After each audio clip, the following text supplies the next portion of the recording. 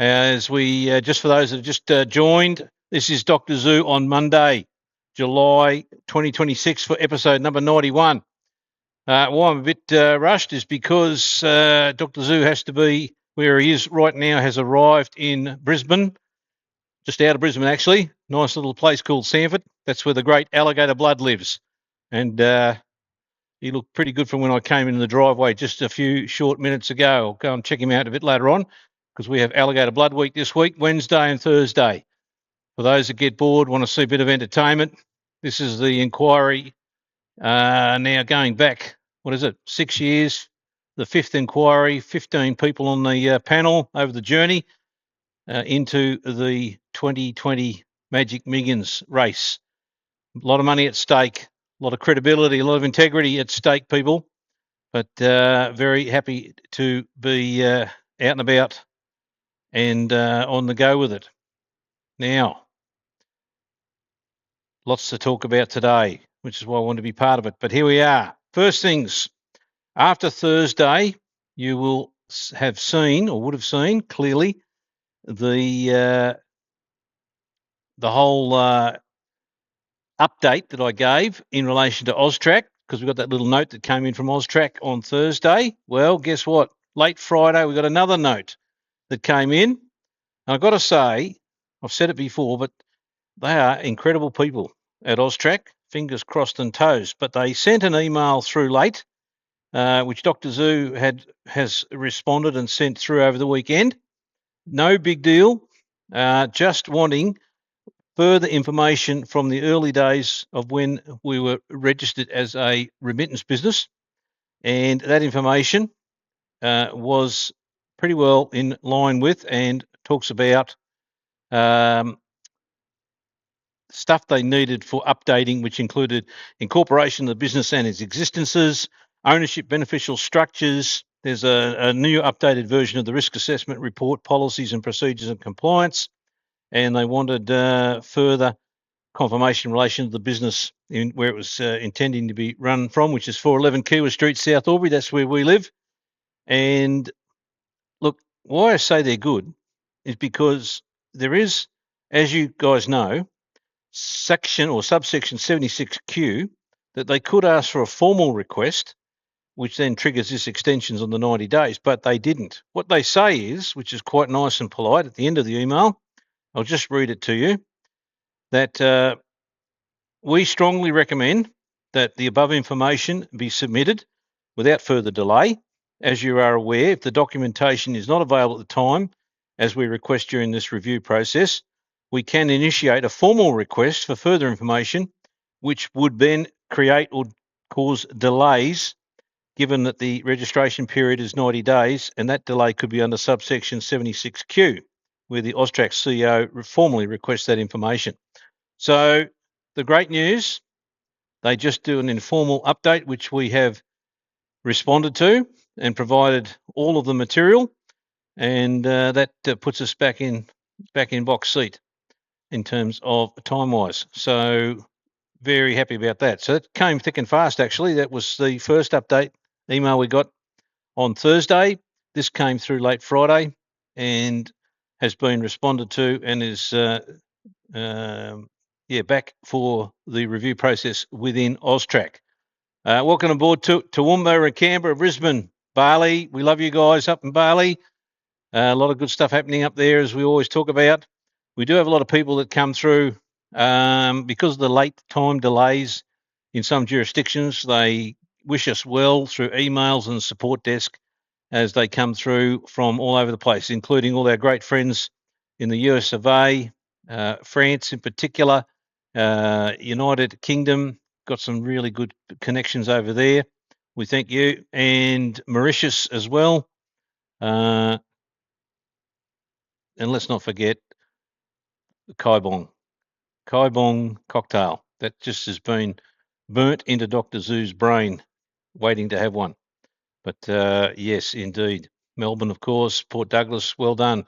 We've got people thick and fast all over the at the time. So yeah, Rocket Man, you're quite right. By virtue of getting these emails in the last week, that is we would take a positive out of that, because we are all risk takers and half glass full people that are with us on this journey. And I can assure you that let's just fingers crossed and toes. Now, in terms of updates on the main stuff, unbelievable. We still managed to have our not in person but by phone hookup today with the Zucoin dev team, which is our CTO Robert Novak and Pete this morning, and there's a real sense of calmness, a real sense of commitment to get into the bits and pieces that's going to add value to where we go down the road. So Robert is certainly tweaking and playing with this long caching. That's all about future benefits to merchants onboarding, and very excited about that.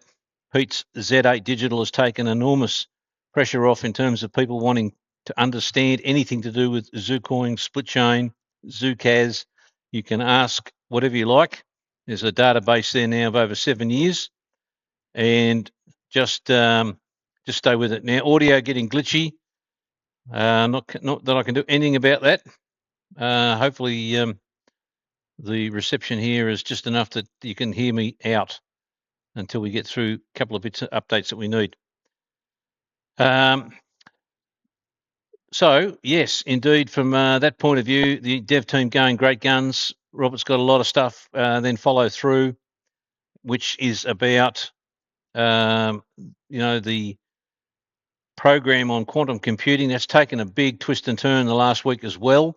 There's been a lot of incredible stuff happening. You might need to check your own audio, guys, because we're getting a balance of people that are saying things are fine, which means that it's from your end, your own internet connections, just to check that out from where you are. Reception not the best on the couch. Well, that's fantastic, fancy trailblazer. At least you're relaxed and enjoying the conversation, which is great.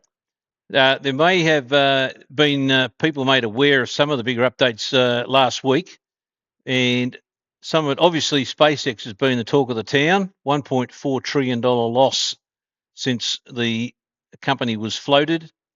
That is mind-blowingly extraordinary. I don't know that any man in humanity wants to have that record. So we'll just see how that pans out with time as time goes on. There's probably, it'd be due for a bounce, but there's a lot of sellers that'll come into play there yet. That includes the people that have got in early and wanting to cash out. Might have a few way in which it's going to go down. Now, there is a great article I think should be drawn to your attention, everybody, if you can get hold of it. In the Fin Review today, it talks about China coming out with one of the most extraordinary AI product enhancements the world has ever seen. And it's going to, the tone of the article is it'll absolutely could be the black swan event that could cause the complete demise in the marketplace because of the impact it's going to have on Anthropic and OpenAI and other AIs like Grok. That's one to keep an eye on. Keep a very, very solid eye on what China is doing. It's sad in a way because the biggest problem with that is that China tends to focus, therefore, on its capacity for spying and spyware and stuff, whereas if it was for the general use of humanity, it might be a different story. That's not to say the US aren't doing the same, by the way, because of data and the way that is being impacted around the world. And it's something that could turn things around badly. Not for us though. Crypto space is fine. We obviously are coming out of the blocks in terms of everything that's pumped up and excited with how we can pull this into play. I was watching a video post getting the information. Well done, Cronulla. What another great spot there. What a great spot there. Unbelievable. The information that we see is amazing in the sense that for us, we're all a community, Zucoin community, that one of the shows that Dr. Zhu was looking at was the creation of Alibaba out of China and the impact that had. Now, at the end of the day, Jack Ma, who's been playing a low profile, you may read about him, but certainly a billionaire that got he's hauled over the coals by the Chinese bureaucracy, got too powerful, and they certainly made it hard for him over the journey. But nevertheless, what's interesting is the strategy on mass marketing and the ability for people to get accessibility to products easily. That was the takeaway from that. So that's given Dr. Zoo great heart, because the time it's taken for us to do this and what we're now seeing is incredible. Unbelievable over the weekend that we don't get the queries that we have now as in the past, but what we're getting is really some positive, incredible feedback from people that are transacting outside of Zutopia, and for all sorts of reasons, whether it's super funds, there's been a bit of offshore structuring going on, there's been movement in coins, barter trade happening. That's really the organic growth that will take this thing to Pluto and back. We're not just interested in Mars, everybody, we're interested in Pluto. That's the benefit of how we can, work that through, because of the way in which we want to make people adopt quickly. The issues haven't been as great because people are now realising they must back up. There's been some fantastic stuff on that front, so don't forget to do that, everybody. And that's going to be a real biggie as we get down the road with the way that's happening. Now, on the Zutopia update, there is a lot of work going on. In fact, quite surprising, whilst we're in this AUSTRAC lull, let's call it that. Yeah, Fancy Trailblazers is right up there. That's almost worth an early gin and tonic up here in sunny Samford. Yes, as long as the quote is, as long as you're not interested in Uranus, that's probably a question better directed to our illustrious leader, Albo. He never ceases to amaze me. The things that he comes up with is mind-blowing. I don't know whether he thinks it through or whether he's working on the wrong AI, but either way, it has been an extraordinary journey with him as our leader. You don't know which way to turn. For those that are overseas, it seems to be that there's a bit of repetitiveness about some of these leaders, and it's a bit of a worry, but we just plough through it and keep going. Which brings me back to the team at Zutopia. Unbelievable. Now we've had some incredible, massive excitement through the development and the boxes we've ticked, which nobody can compete with, in Zucoins and SplitChain, but it's starting to spill into the changes in Zutopia while we're in this AUSTRAC lull. So there is a rapid rate of work being done by a number of participants, and those participants are the developers we have. They are the ones that are fine-tuning some of the designs and layouts. The dev team working hand in glove with our testers, and the feedback is looking unbelievable. So you will see some nice, sweet changes in the app. That's the Zutopia app. And you will see a major revamp of the Zutopia.com website as well, because it's funnily enough, we are starting to get some serious interest from industry participants. And let me tell you this, those interested parties are coming at us at all levels. They're starting to realise what a coin can do in terms of Zutopia, the fractionalisation, all of this sort of stuff is coming, all over the place. So look, just be careful with the only cautionary method here, though, is just make sure that you don't expose your wallets, if you're going to trade, to the full amount of wallet coins that you're holding. It's easy enough to set up, if you're on iPhone, set up another alternative wallet, transfer some coins onto that wallet that you want to play with, whether you're a buyer or seller, which triggers the activation in Zutopia, and then start playing, because at least your core wallet is not on your phone, or shouldn't be there. You've got your backups in place, and you can rest easy without the concern and worry of those wallets that have got your serious coins sitting in them, because there is some serious players and some people that have some serious portfolios of coins now. There's going to be, I've said it before, it looks like there's going to be more than one G800 on the Albury Airport, because there's some very, very happy people that have built up some nice positions now. And credit to you guys that have taken the risks, because everything else is fitting into play, which is coming back to how we want to globalise really the Zutopia and allow that freedom of trade, which is all over the shop. Now, there was an article on Cointelegraph even as early as this morning, Dr. Zu was looking at, and it was where a guy in the States had been arrested by the FBI because he'd set up a fraudulent fake crypto exchange and was planting malware into each persons that were participating on that particular exchange and stealing millions of dollars and accessibility to their coins and wallets and stuff. So, look, the beautiful thing about this is that, as I said, Zutopia is specifically designed to avoid any of those traps.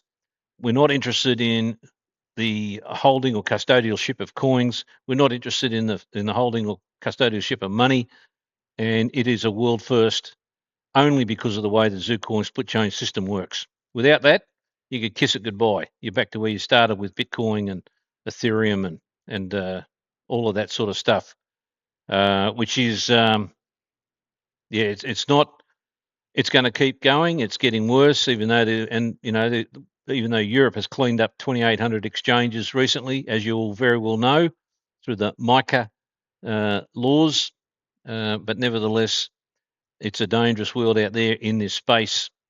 You can even see the news recently where Coinbase has stopped the ability for people with USDT. We did warn about that. Good old Tron man. I think the first red flag there was, well, if it's supposed to be a stable coin and it's a coin that represents one coin per $1, why is it so hard for people to show and disclose where that $1 is if that's the nature of the stable coin? There should be the ability for people to go online, similar to how you do the transparency with the SplitChain. If you want to see your balance and the last transaction, it's there. And that should be the same principle for the way USDT or USDC should be, or any stable coin for that matter, that it should almost reside in a specific custodial account that's accessible for the public to view and see that movement of those particular dollars matched up against the coin. Otherwise, it becomes worthless, becomes another potential FTX. And we all know how that went pear-shaped. Alameda, run by that young girl, mind-blowing. I don't know how she managed to run anything, but not that because that's a gender issue. That's just because it's just a general mental capacity issue. And same with Sam Bankman-Fried, all young guns that came out of the blocks and had no founding or substance to what they built underneath. It takes a lot of hard yards to get that knowledge base, and that's hopefully what we put into play.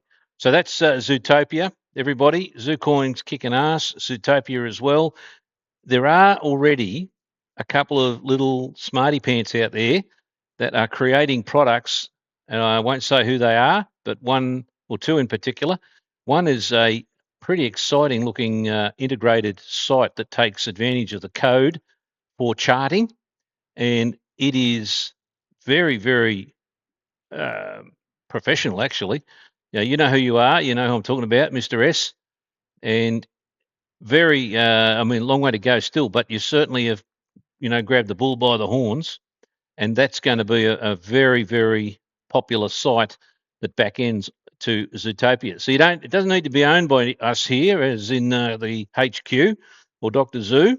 It can be owned by anybody that simply wants to get involved and take advantage of the open source code to then generate different types of products, which we've alluded to in the past. So this particular one comes at a subscription and allows people to really get into the nitty gritty once the live API, which is readily available, hooks into Zutopia and the trading. Very impressive on that one. The other one, which is even more interesting, and I think you might get a bit of a flavour for this later in the week. Actually, it's the one where it allows the full-blown payment solution of Zucoins directly to online merchants and bricks and mortar. Now, we haven't put this together, but it's it looks impressive too. It's unbelievable how you get the benefit of free transaction fees.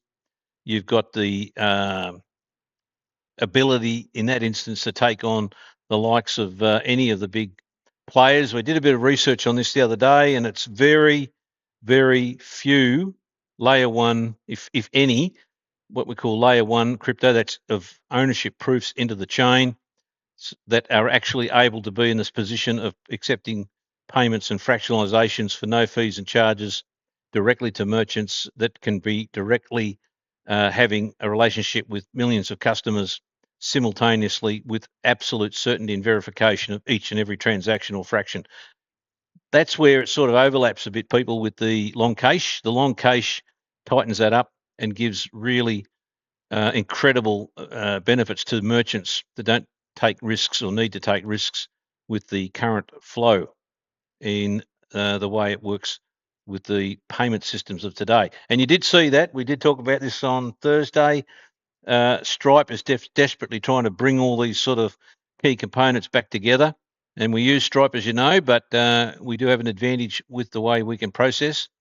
But Stripe's lobbed a $53 billion bid for PayPal, and it's desperately trying to get, basically that's buying consumers. That's because that's what PayPal has, is a big database of consumers, and a very, where Stripe has a very, very big footprint with merchants. You bring those two together and it sort of makes sense. But at the end of the day, they still both haven't solved the problems.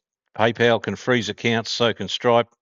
There's chargebacks, there's reversal risks, there's a whole lot of things, because the general merchant doesn't want to do what Zutopia has mandated to be done, and that is absolute certainty with 3DS verification from the consumer. We only have individuals playing in there, so you can act in your wallets as trustees or trusts of your companies and entities, but it's you, the individual, that takes the hit in the way it's processed. And the processing of it is unbelievable. The firepower that I come back to with notifications is better than ever. It's getting, it's so wonderful to see it working. Dr. Zoo did a test transaction the other night at 1 o'clock in the morning, and no, it doesn't even blink an eyelid. Just boom, notification pops up straight through. You won't get that with any crypto in the world, and that's why these layer ones will struggle in the real world, because you can't afford to wait at 7 transactions per second with Bitcoin, and you can't afford to wait with the the processors that are in trouble with the likes of clearly even Ethereum, the way that works as well. So, and just on that, let's just think about Ethereum for a minute. The operational problems which are trying to be addressed by the great Vitalik. Vitalik's the co-founder of Ethereum, which is getting out of hand, is quite, it's deep.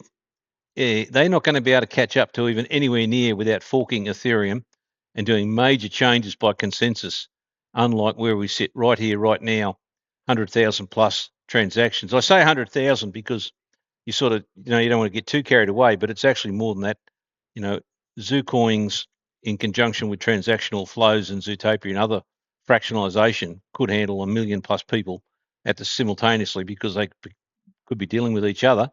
And it's just a question of how your network operates in terms of your phone connection, in order which would confirm those sort of firepower speeds as transactions per second. Now, you hear all sorts of stories that Visa and MasterCard, some say they can run at 5,400 transactions per second. Others say they might, desperate to get and nudge upwards of 25,000 or 50. But they're all centralized databases. They're all driven by the controlling mechanisms that we don't want in the crypto space.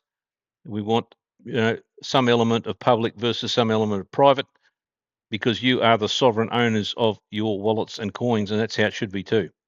That's how it should be directed, especially when you start hearing crazy ideas from the great man Albo talking about that superannuation is a national asset. I mean, what the hell does that mean? Is that that's the sort of speak that someone like Castro would have enjoyed, nationalising everything, because that's what the communists and socialists do. They nationalise things in the so-called national interest. Now, Erie is running around suggesting that the hard-earned money that comes out of wages and pay packets as an idea into super, which is only driven originally through the early days of Keating. There's another fruitcake for you. Paul Keating used to be a hero of mine, but not anymore. Native Title Act. He decimated this country with that legislation in 1993.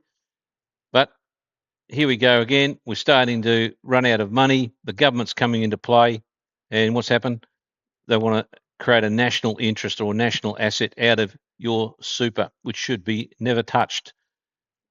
If you think about that, that's what we want with the sovereign control that should never be touched with your Zucoins and the way in which you own and manage those. You know, people got sucked into the superannuation because of the so-called tax breaks, and they keep changing the goalposts, which gets worse and worse. At the end of the day, you'd be lucky to get a pension. That's what'll happen. You'll be lucky to get a pension. The way bureaucrats and government officials, play with this stuff. So stay the plan, people. Stay the course. But let's have a look at some of the issues that we compete with. We're now smashed out in terms of technology. The proof of the pudding will be the price that we get on the globalization of Zucoins and how that sits, which again, as I've said on many occasions, if you look at that, there's no question that technology-wise we're light years ahead.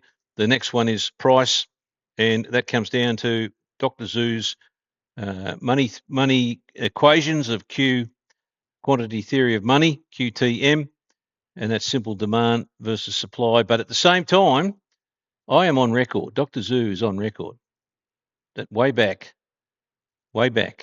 in a little secret document in 2018 that wanted to map out this road towards success on technology and inevitably usage and utility.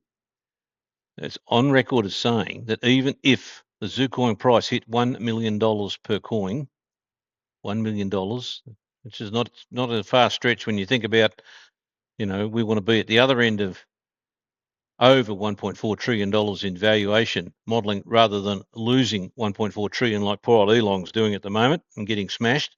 Probably go down again tonight with all this news coming out of China. That's putting in jeopardy his concepts because it's a huge capital investment. We don't have a capital investment. We don't have that capital that's required to tap into billions of people. The system can tap it in and people can generate wealth from it. But at $1 million a coin, you can still buy a cup of coffee because the fractionalization will allow that to happen. You get your head on that and see how that goes in terms of Bitcoin. Will never happen. Now, the same starting to happen with Ethereum because they've realized it's a mess. This layer one, it's all right to say there's Lightning works well. Well, Lightning's a layer two. That's putting the transactional flows and control in a secondary party that then feeds off the top of the layer one. Now, for those that are unclear, let's just make this crystal clear. You can talk about a Lightning as doing efficient transactional flows, as in processing very quickly. Probably does, 100,000 transactions per second. But what they do is this. They take the obligation between two parties. So they slot themselves in as a third party and they say to person A, look, we'll handle the transaction and complete the flow of that with person B and effectively give you an IOU that B will pay you and A will transfer the coins or will pool them into one single pot and then process them later into the blockchain. Now, there is the problem because humans get involved and humans may not necessarily follow through with their obligation. That is, it may never get processed into the original layer one blockchain of Bitcoin or Ethereum. And guess what? You lose. Someone takes off with them, and it's as worse as that scam I alluded to earlier of a phony exchange. Imagine someone building a complete exchange from scratch on the pretext that they need your coins and money in order to then process, of which they then push and download spyware to knock off more money and more accounts and more information from you. That's the problem. So layer twos are not worth what they suggest they are. right? Layer twos are dangerous, and there's a lot of layer twos out there, and there's a lot of centralization of these things like Solana, the way in which they operate. Have to be very careful. Now, how do we know this is a real problem? Because poor old Vitalik's come out earlier this month, and he said he's going to put out a 3 to 4 year overhaul, complete redesign of Ethereum, what he's called the lean Ethereum. Now, this is to look at problems that are already in Ethereum. One, scalability. The layer 1 only handles 30 transactions per second. Big deal. You'll be dead broke before you even roll that out as a utility around the world. You could kiss it goodbye. Wouldn't work. You couldn't do and compete with Visa and MasterCard. So he wants to try and increase that because he's saying there's congestion now as a result of high fees during peak times. Now, rollups provide relief. That's where they try and aggregate the transactions into one thing, but now they've got layer 1 bottlenecks because they've still got to get it back into the layer 1. Problem has not been solved. Now, there's a continuous bloat of data. The growth in the account and contract storage increases the hardware and syncing demands for validators. You are the validators. Zucoin wallet holders do the entire, effectively, 95% of the transaction processing and validation. You do it between yourselves. The only thing you seek out is that truth that's in the split chain that says, yes, person A is not lying to person B.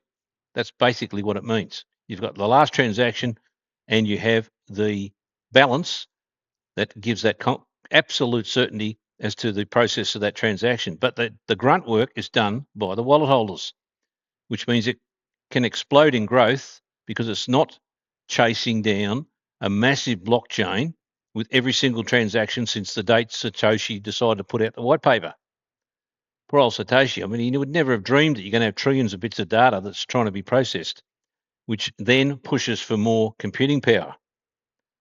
This creates a massive execution inefficiency in the case of Ethereum. Becomes slower and it becomes massively expensive with gas fees. There's another problem. You also then have privacy limitations. Transactions are fully public by default in Ethereum. So if you think you've got a problem now, you just think about how that's going to accelerate itself when you do want some privacy. You don't need to tell everybody your dark and scary secrets that you might have in the cupboard, and we've got enough problems with humanity as it is. As long as you're not being naughty, well, then again, it depends on what naughty is. I mean, there's a 49% increase in the divorce rate recently, statistics Dr. Zhu saw the other day, and that's probably people being naughty. But do you need to have that baggage aired everywhere and sitting on a blockchain that, XYZ was out there with XYZ? Think about it. You still got to have some privacy limitations. The next thing that has got Vitalik really upset, really mad, really concerned is quantum vulnerability. This is where they're going to be caught because they've got to do a fork in the road that suddenly changes direction that creates that quantum protection, because it is looming. It is a big, nasty boogie-woogie man coming out of the cupboard. It's going to cause a lot of problems. And if you combine that with what China's doing, goodness me, we're not dealing with one black swan. We're dealing with a couple people. It can get pretty ugly, and we want to be in prime position. Dr. Zhu wants to be in box seat because these things collapse. The best time on planet Earth is to be in a strong position where people will take and readily accept things like Zucoins for all sorts of asset classes, all sorts of utility usage, particularly with Zucaz, what merchants can deliver, which is a cost-free, effective way of getting advertising done for the first time. Instead of hundreds of billions of dollars in ads, it can now be ploughed back to the consumer. Got to be ready for it. There's a great show. If you get a chance, there's a great clip going back to 1980 on YouTube. It's just simply called Trader. Put in Trader and look. You might need the additional words of Paul Tudor Jones, a billionaire trader.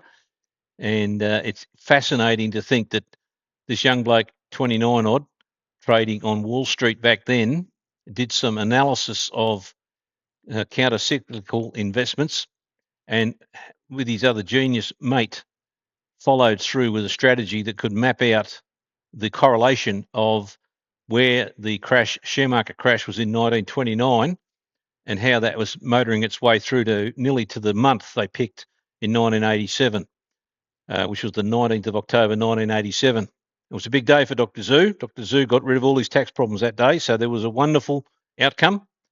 The share values had collapsed, but it was a wonderful outcome in the sense that that's the half glass full view. A bit of pain that came with that, but the good news is it opened the floodgates to corporate acquisitions of undervalued assets rather than the share price being inflated. Like, who would want to lose $1.4 trillion in a space of 3 weeks? That is absolutely staggering. That's US dollars too, by the way. So if you want to add a few more bucks on top of that, that's a gut-wrenching loss to those investors. You'd almost have to give a medal to the person that bought it $225 odd US for SpaceX, because at 123 on Friday night, we'll see if that goes lower than that, because they'll start dumping. Those that participated early will start dumping. It'll go a bit lower, but this is the problem that happens. But the advantage you have, if you've got a strong asset that is in demand because of mass demand, then that's going to make the difference, and you will have enormous opportunities, whether it's buying into real estate and property. They'll be taking whatever they can get. So again, just stick to Newton's third law, everybody. For every action, there's an equal opposite reaction, and you guys are going to get the other reaction this time. That is the positive reaction, whilst there's others that are going to be in real trouble. So we've just got to keep an eye on what's coming, looking at the charting, looking at Paul Tudor Jones. He's made as I think since that period of the 87 crash, I think his investment funds have made a cumulative profit of nearly 19% cumulative per annum ever since, which is phenomenal. But that's because they keep an eye on what's going on around the world and what could impact on things. And that was one of the ones, was the ugly boogeyman as to what China could do to decimate the AI sector, which would absolutely have huge ramifications. So unbelievable stuff. Unbelievable stuff. The other thing in poor old Vitalik's bag of tricks that he's got to sort out is the way the consensus and finality of the transactions themselves work. Now, we don't have that problem because, as I said, SplitChain doesn't need to have a consensus basis position of validating the transaction. It's got to have a position of storing the correct truth, and that's the cached information, which tells that. Now, he's already whinging about the cost to validators. They've got to have 32 Ethereum. I think when you think about it, so what that means is that's called staking. So basically, you've got to stump up 32 Ethereum, and if you put that up, you then can become a validator, which then has all these costs and can earn gas fees and blah, blah, blah.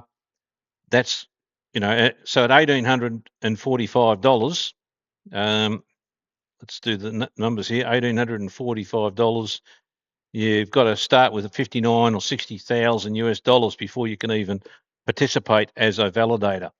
Now, when you start to see some news coming through what the boys are playing with nodes for SplitChain, you'll actually make money with bugger all cost, because it costs for every 100 odd million participants, that is wallet holders, it runs at a cost of about $105 a month, which is nothing, because the pressure is on the wallet holders, not on the node system and not on accumulation in terms of the transactional flows and the storage of that information that comes through. So look, I thought I'd highlight that with Ethereum, because you can forget about them. They've got some real problems. They've got some complexities. They've got to have the code that they use is terrible, in the sense that it's very much attributed to a handful and collection of people. If you're a developer listening to this, which we know you have got some people today listening in, your skill set in terms of PHP, not a problem, a no-brainer. With the use of AI as well, that's why we're getting people coming out of the blocks producing stuff now. The concepts are nothing short of, as long as you've got a great sense of imagination, there is no issue whatsoever in terms of the way in which you can apply that skill set to making new products using the Zucoins, fractions, and SplitChain. I don't think I'll take any more out of Vitalik on that front, people. I think that'll speak for itself. You can do your own homework on that, by the way. If there's anybody out there that disputes anything that Dr. Zu has said, please send us an email, or send us, if you've got a real queries, send us an email to support@zucoins.com.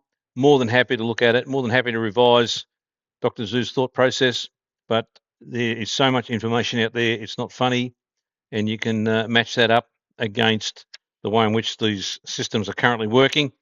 You don't need to be a guru, you just need to have a bit of initiative in the way in which you search that information.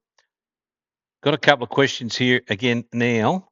The first one here is, can I change the name of my actual wallet on my screen so that I can name them Wallet 1 and Wallet 2?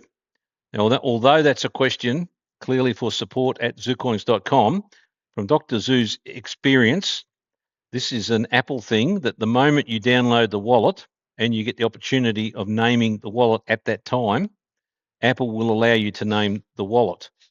So you have to be conscious of the time at which you download a new wallet, and then you name it. Now, if you don't name it and you miss the beat, and you've now loaded it onto the home screen, from what Dr. Zu understands, you cannot change the name. It's not because we don't want you to change it, it's because Apple doesn't want you to change it. Now, happy to be corrected on that, but certainly that could be a nice question into z8digital.com.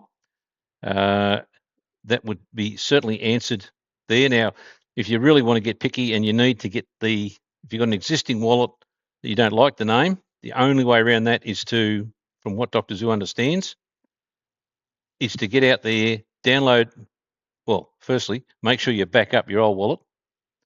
Secondly, download a new one. The old wallet, you're going to have to delete, and then you're going to have to restore the backup into the new wallet with the new name. So it's a little bit of fiddling around, but a lot of people have found it worthwhile if they want to see wallet names on the screen. You can check that. Other information on SplitChain, if you want to get out and about, and rather than use z8digital.com, you can certainly go to myzucoins.org, and that again is pretty well gives some massive insights from Robert, and what he's been looking to do and deliver and achieve, and the outcomes and the reasons why. There's some great articles on tokenization, for example, that Robert's put up.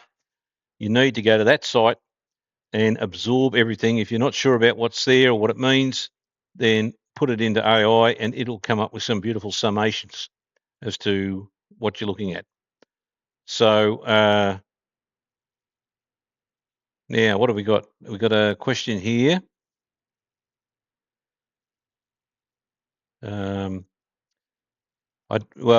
Nice being, you're going to have to check with support. I'm pretty sure you can only have one wallet with Android.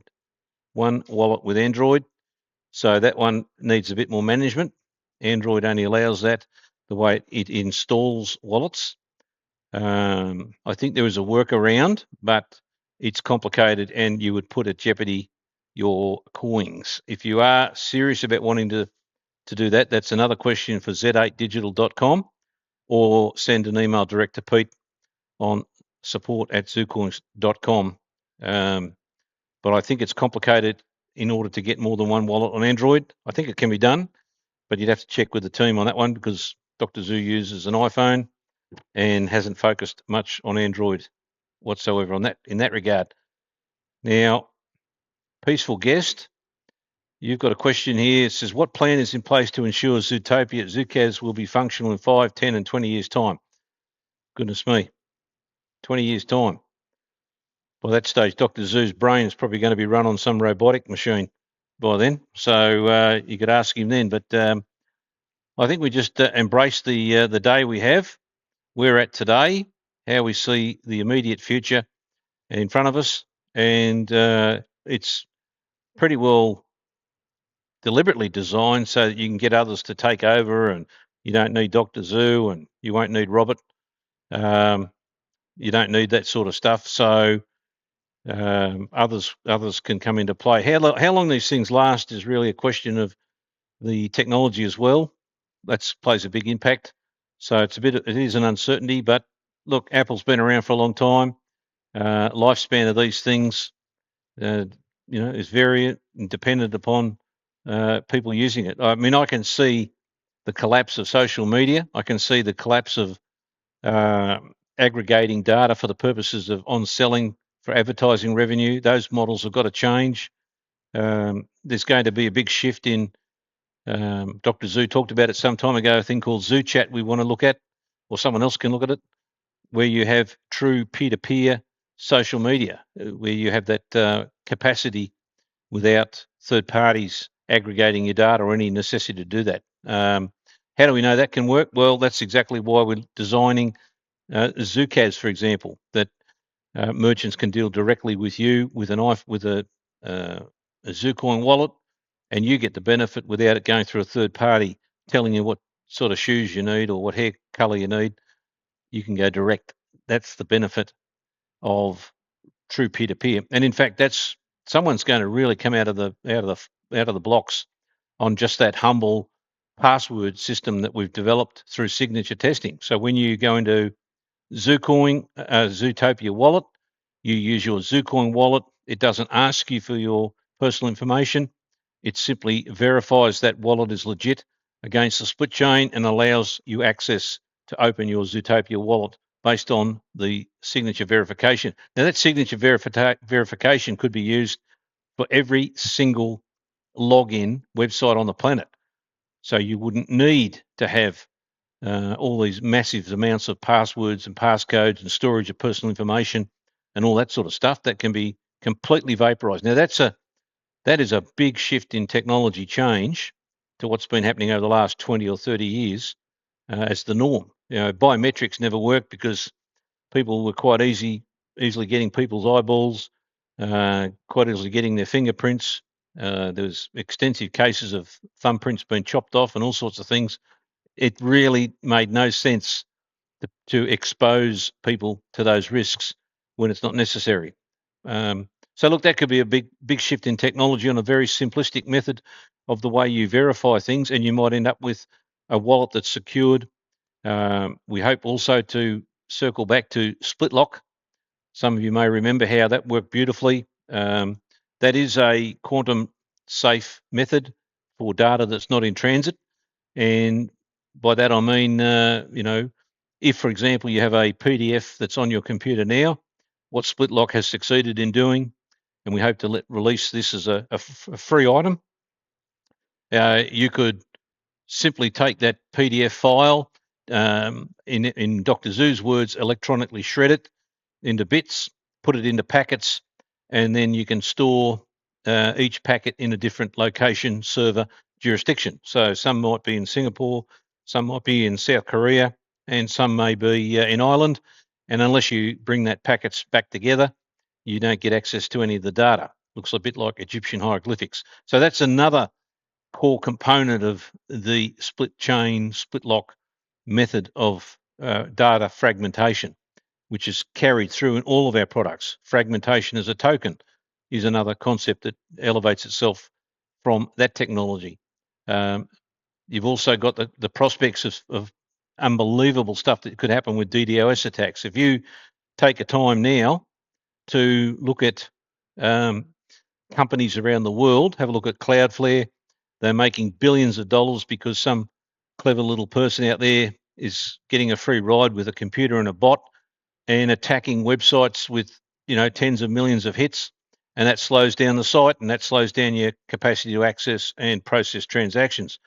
That also could be satisfactorily solved through the technology of what we see with this enhancements on digital signature testing against the split chain itself. So there's things that can be put in play that can extend the life of the tech, and that can take it from and beyond the 5, 10 and 20 years. But you need now input at the levels that create basically tens of thousands of little Steve Jobs out there who have got some clever ideas and clever use of AI, and that will accelerate the growth and sustainability of the core of split chain. And it can grow because it doesn't have the problems with the data retention issues that you see day to day, which I've just described in Ethereum.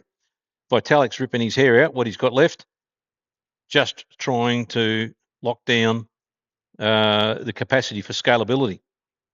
So it's a big issue.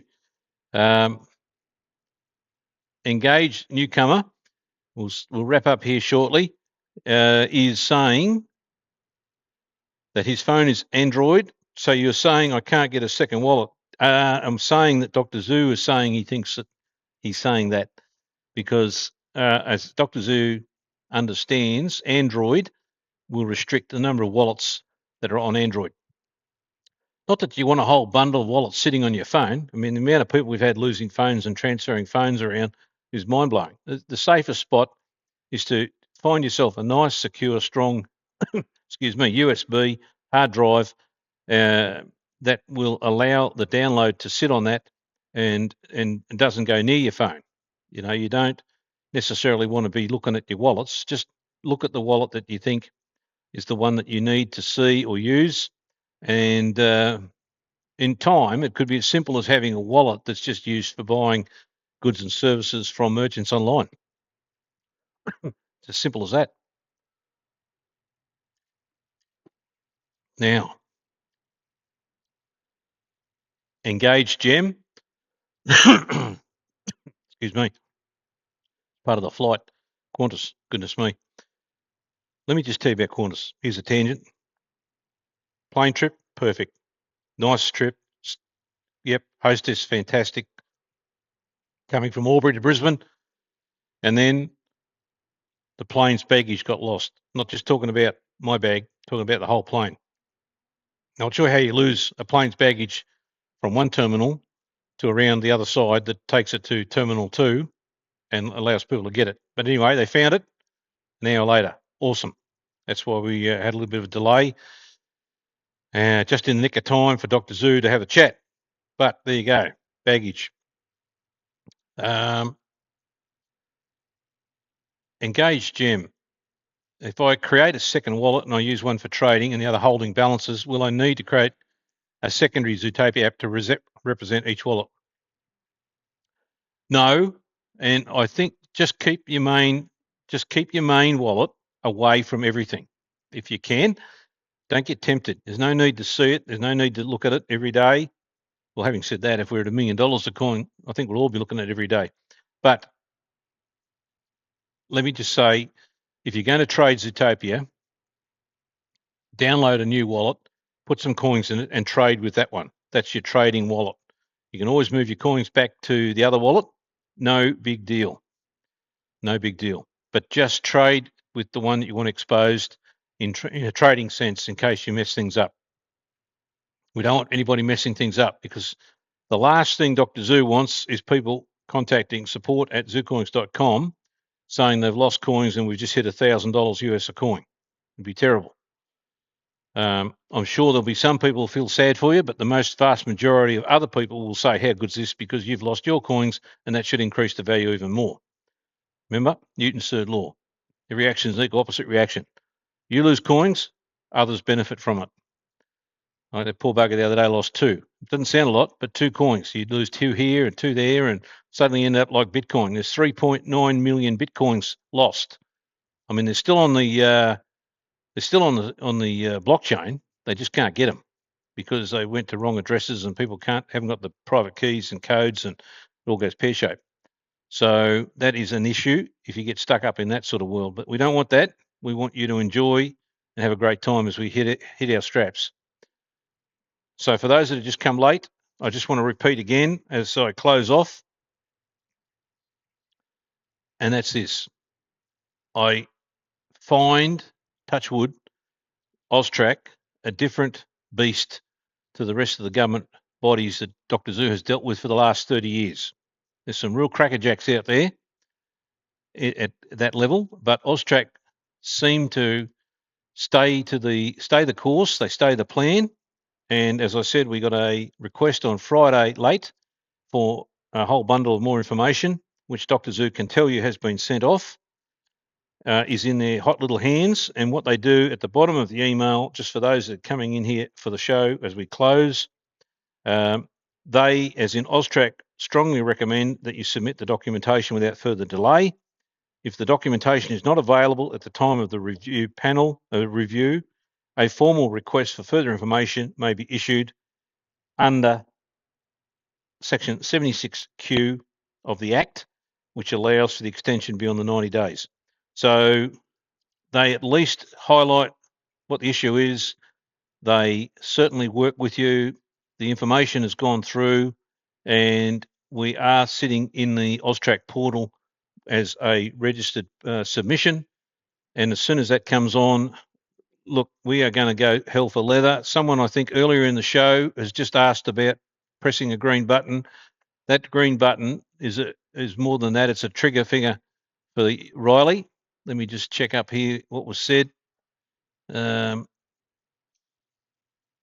Yes, the green button will be pressed ASAP immediately. So whether it's coincidental happens during the course of Dr. Zoo's shows or whether it's earlier in the week, we will get an email out letting you know if we don't happen to have had it on the show at the time, whatever happens. But it will be pressed, and then we can start really moving hard as we move forward with the whole process. So now KZ's got an interesting one. Why is there a limit of 10,000 coins on Zutopia listings? In fact, it doesn't accept the 10,000 listing. I'm not sure whether that's right, KZ. You'd have to check with support at Zutopia.com.